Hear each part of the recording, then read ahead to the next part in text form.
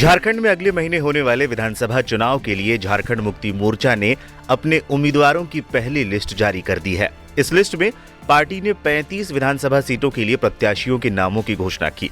List के अनुसार मुख्यमंत्री हेमंत सोरेन बरहेट सीट से, उनकी पत्नी कल्पना सोरेन गांडे सीट से, जबकि मुख्यमंत्री के छोटे भाई बसंत सोरेन दुमका सीट से चुनाव लड़ेंगे। पार्टी ने जिन 35 सीटों के लिए पार्टी प्रत्याशियों के नाम बताए हैं, उनमें से 19 सीटें अनुसूचित जाति और अनुसूचित जनजाति वर्ग की है। इन 19 सीटों में से 14 एसटी प्रत्याशी हैं, जबकि 5 प्रत्याशी एससी वर्ग के हैं। वहीं एक मुस्लिम प्रत्याशी है।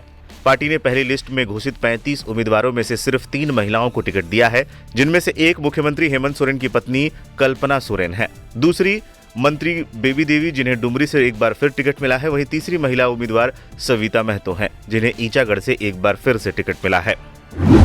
जेएमएम ने दल बदलुओं पर खूब भरोसा जताया। झारखंड मुक्ति मोर्चा ने भी दल बदलुओं पर खूब भरोसा जताया है। 40 मिनट पहले पार्टी में आए चुन्ना सिंह उर्फ उदय शंकर सिंह को सारठ से उम्मीदवार बनाया गया है। चुन्ना सिंह सारठ के पूर्व विधायक है। 1985 से लेकर 2000 तक चुन्ना सिंह लगातार विधायक रहे हैं। बाबूलाल मरांडी और निशिकांत दुबे के करीबी माने जाते हैं चुन्ना सिंह।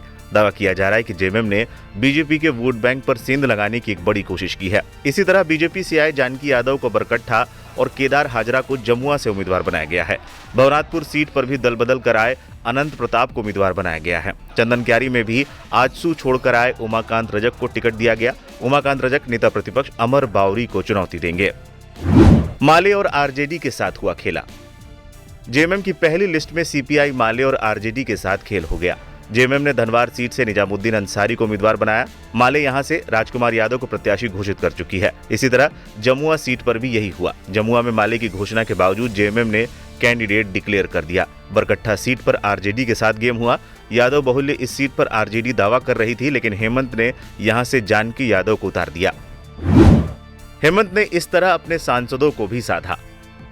दुमका से सांसद नलिन सोरेन के बेटे आलोक सोरेन को शिकारीपाड़ा से उम्मीदवार बनाया गया है। नलिन पहले इस सीट से विधायक थे। दुमका में नलिन ने हेमंत सोरेन की भाभी सीता सोरेन को हराया था। सिंहभूम से सांसद जोबा मांझी के बेटे जगत मांझी को मनोहरपुर से टिकट दिया गया है। जोबा पहले इस सीट से जीतती रही हैं। इसी तरह सिल्ली सीट से अमित महतो को एक बार फिर से टिकट दिया गया है। अमित महतो पहले भी यहाँ सुदेश महतो को हरा चुके हैं। अमित महतो भी कुछ दिन पहले ही जेएमएम में शामिल हुए हैं। जेएमएम ने 8 सीटें होल्ड पर रखी। जेएमएम ने कम से कम 8 सीटों पर नाम होल्ड कर रखे हैं। इनमें सरायकेला, जामा और चक्रधरपुर जैसी सीटें शामिल है। सरायकेला से बीजेपी ने चंपई सोरेन को मैदान में उतार रखा है। वहीं जामा और चक्रधरपुर पार्टी की परंपरागत सीट है। जामा से लुइस मरांडी के लड़ने की खबर है।